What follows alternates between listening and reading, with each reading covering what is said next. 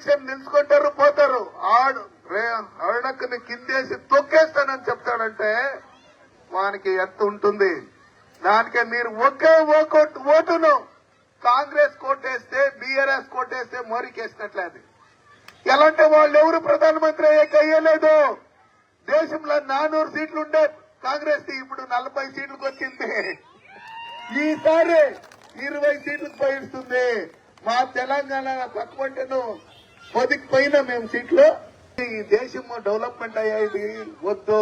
60 సంవత్సరాలు ఈ దేశాన్ని పాలించి దళితులు అత్తేస్తాను, మహిళలకు అత్తేస్తాను, ఓబీసీలకి ఇచ్చేస్తానని ఏమీ చేయలేదు.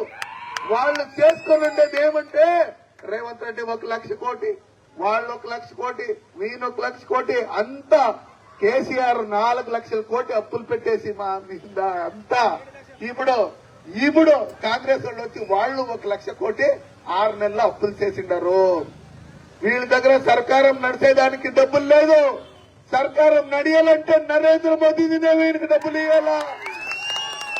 దానికే మీరంతా ఒక ఛాయంతో ఉండే ఇంట్లో పుట్టిండేది నరేంద్ర మోదీజీ.